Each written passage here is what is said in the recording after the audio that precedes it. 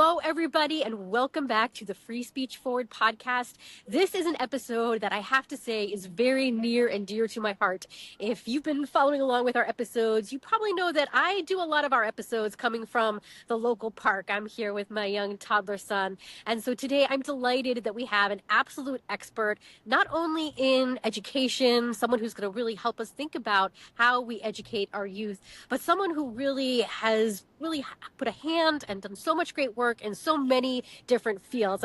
We were talking just before we came on about the importance of not only just speaking, even though this is the Free Speech Forward podcast, but our speech, as far as I'm concerned, values for nothing if we don't actually get our hands in the dirt and make things happen. And in the words of our guests, let's just get it done. So let's get it done. And I'm going to turn it over to Chris, who's going to introduce you to Jason.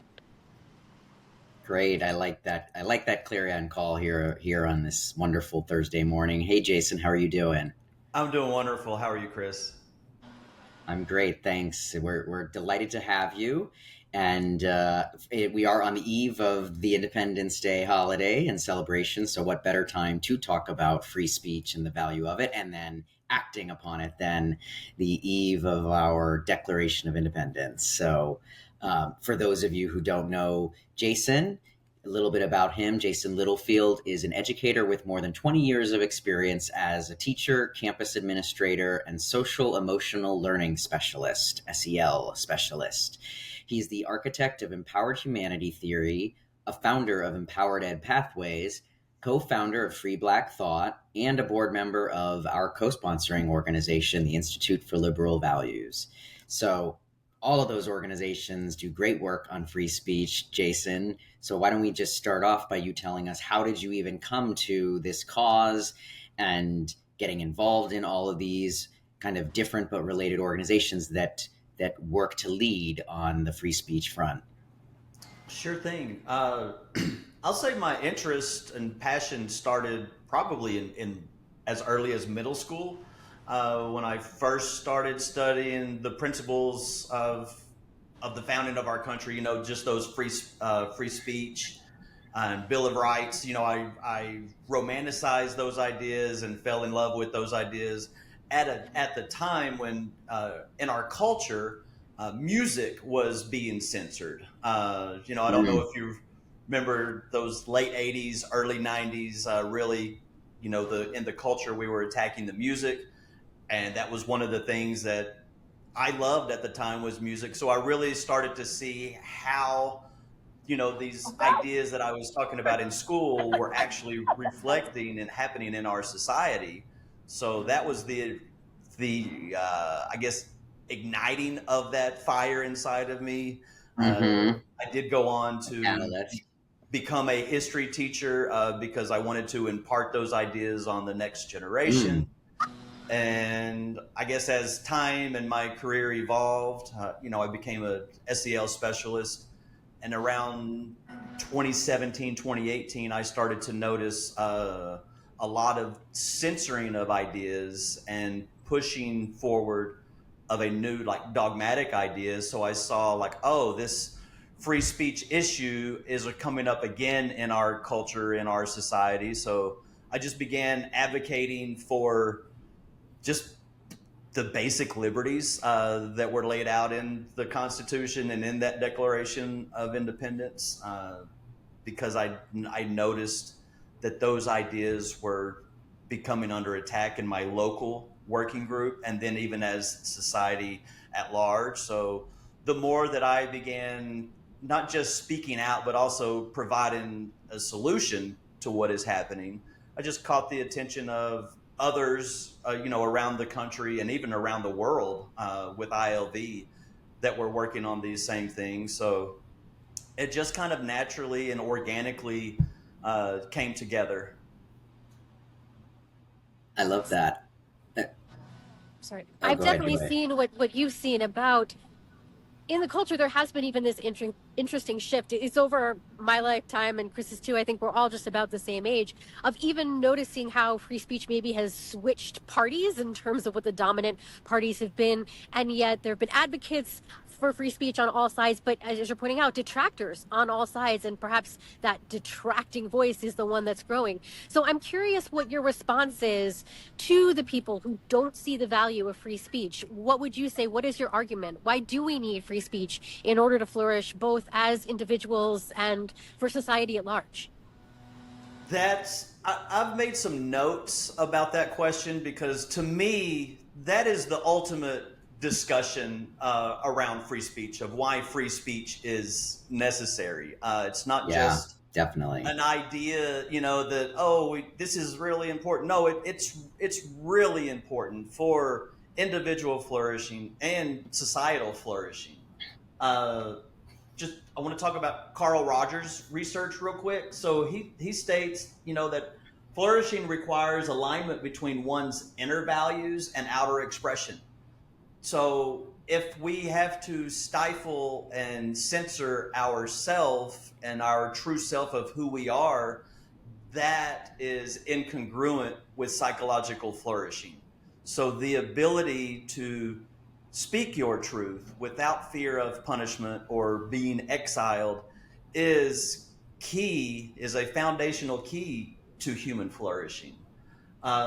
Dan Siegel talks about, mental health depends on integration between the emotional brain and the cognitive brain, that left and right hemisphere of our brain. And whenever we have to stifle or compartmentalize parts of ourselves, we are not integrating our brain hemispheres, which that is the ultimate key to well-being and to human flourishing. Studies also show that regularly suppressing thoughts or emotion leads to lower life satisfaction, weaker relationships, and higher stress and depression. And that's from Gross and John are the researchers from 2005. So it's the reason why I Mm-hmm. started advocating for freedom of speech and advocating for, hey, let's kind of get rid of some of these dogmatic approaches to problem solving, is because it impairs our well-being. It impairs psychological well-being. And it's not just, I'm protecting the individual and myself. Societal flourishing also depends on freedom of speech, because a society that values freedom of speech and the exchange of ideas, theoretically, it's going to be the best ideas that rise to the top for that institution, for that organization. And when working groups and communities are continuing to advance the best ideas, then that's how humans evolve and we really progress. We don't progress by blindly following Mm-hmm.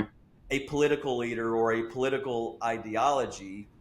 We thrive and flourish by providing the best ideas and making adjustments. When things aren't going how we want them to be going, we have to switch ideas. So if we don't have freedom of speech, there's never an opportunity for us as a society to forge a new path, or to stop moving off of the cliff that we appear to be moving over now.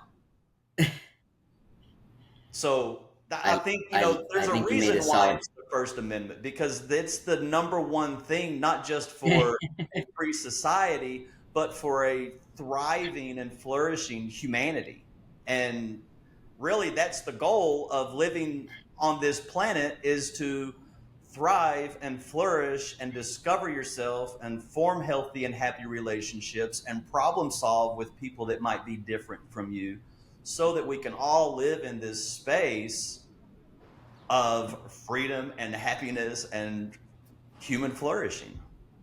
This is what I love about when we bring educators onto the Yeah. show, because you always come with your research, with your notes, with all of the facts and the figures and the studies all dialed in. And they're really important studies. So thank you for sharing that with our audience. There's a lot of this that I feel even I know, perhaps based on, let's say, my own personal anecdotal experience. But it is so wonderful when we see that the research out there actually corroborates what we know. And I think you made as good a case as I've heard, and certainly that we would try to make for free speech. I think it was wonderfully stated in your own words, echoing so much of the founders' declaration. Again, since we're kind of on the cusp of celebrating our anniversary, and I like how you tied the two together. I mean, in many ways, I see the case for the societal need is just an extension of those same studies you cited about why it matters in individual flourishing, avoiding self-censorship.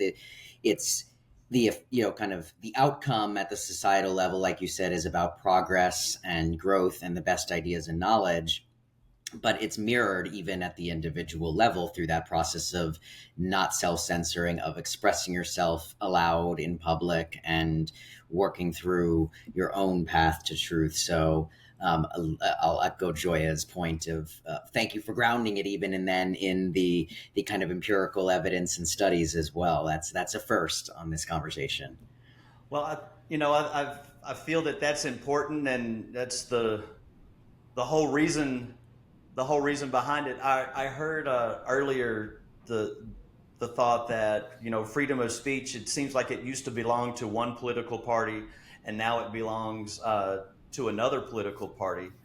I I feel like if we can get to a point of living by our principles rather than our parties, we might be able to get back on that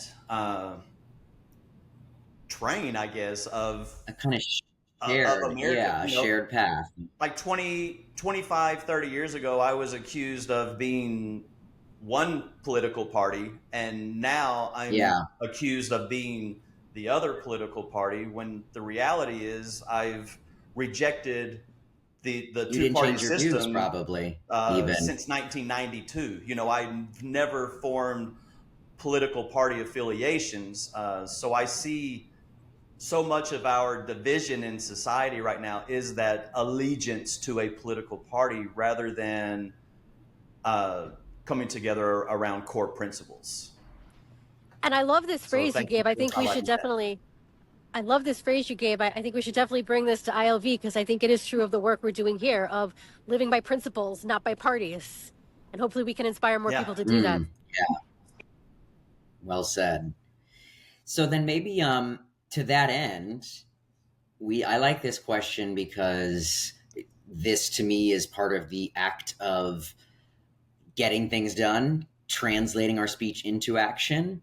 And so we like to talk with our guests who like yourself are leaders and thinkers on this space of how do you communicate these ideas to others, how to grow a culture of free speech regardless of what ideological disposition or party someone is coming from.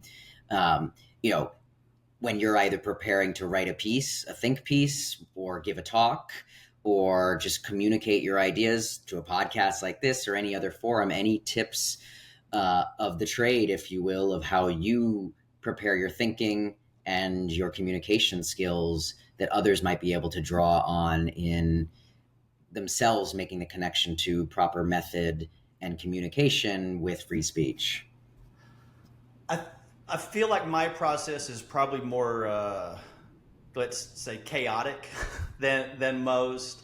I tend to, if I have an assignment or a speech or something, first of all, I hate the writing process. It drives me crazy, but I get trapped.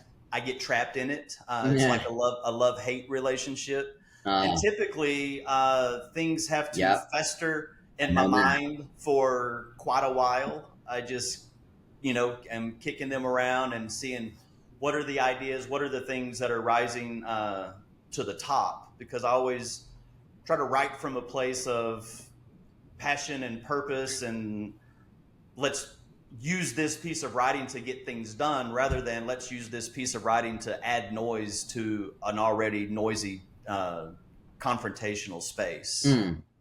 And then I just let that idea kick around, get up early, the morning of, see what's finalize my ideas, see if there's anything happening in the world that's relatable to what I'm talking about, see if there's anything relatable to the specific community group that I'm speaking to that I can tie the content to, just to really make it real life applicable.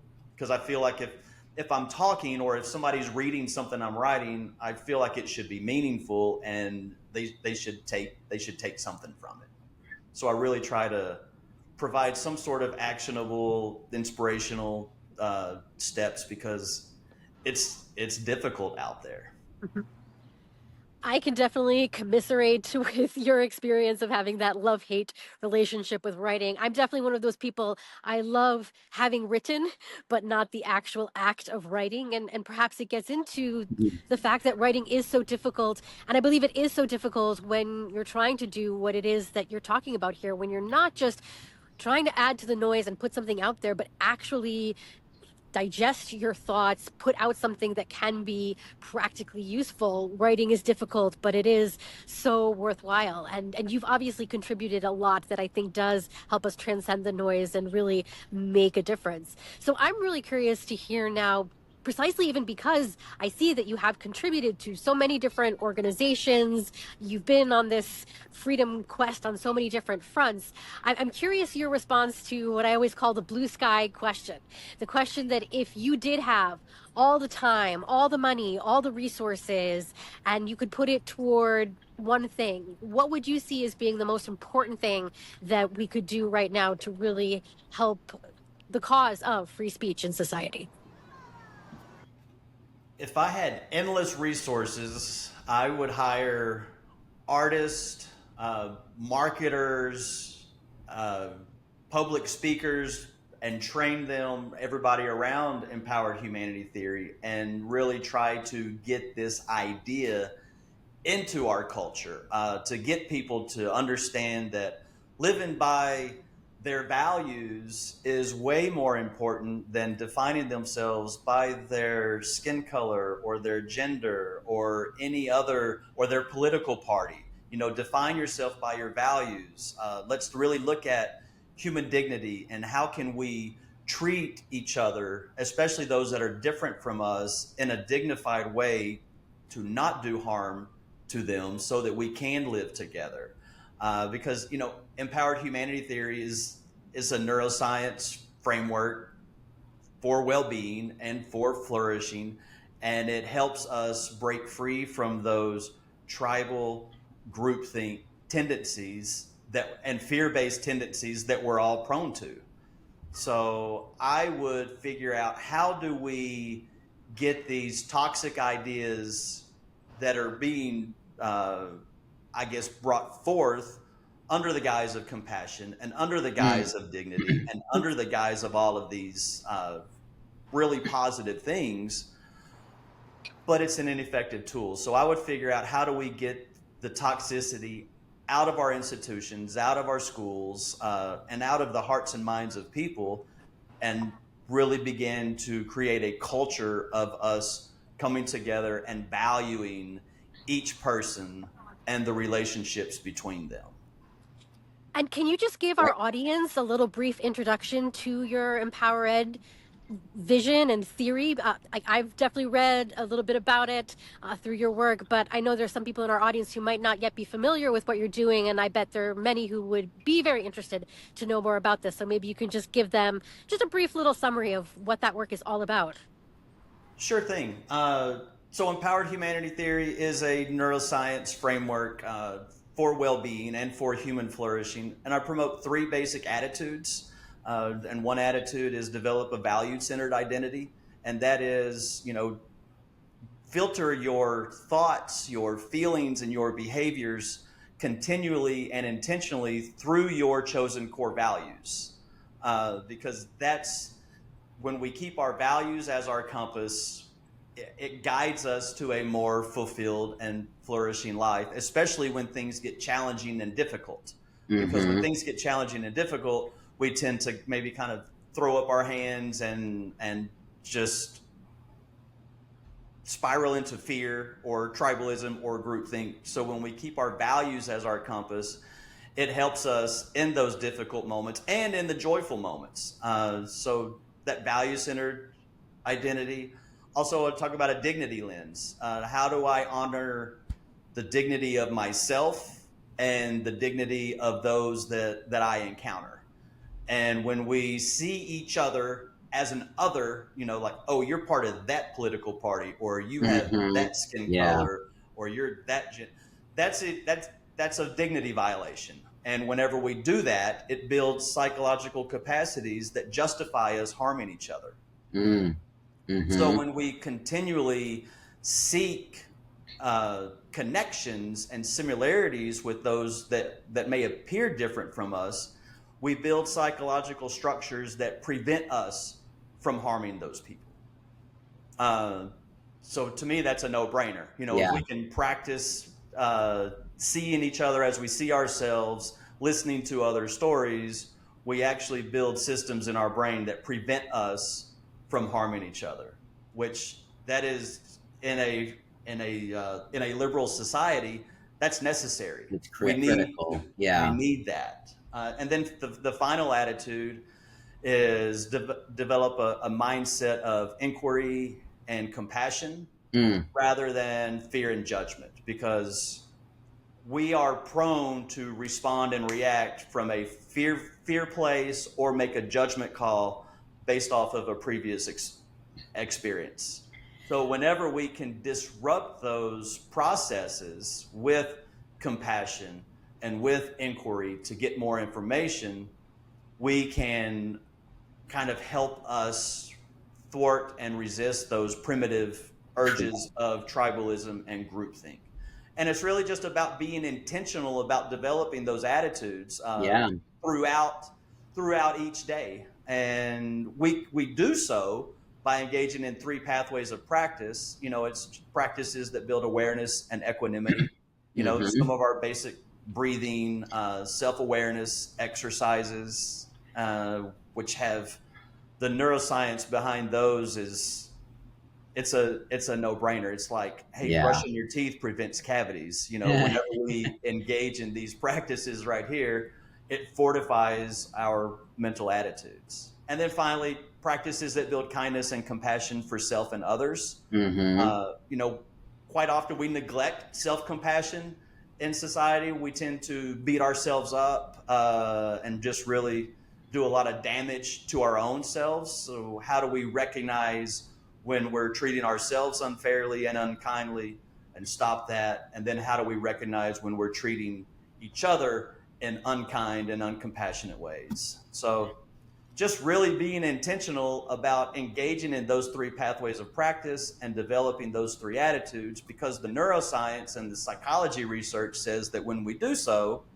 we are strengthening the neural pathways linked to our own well-being, and we're building systems that prevent us from harming each other. Wow, thank you for that.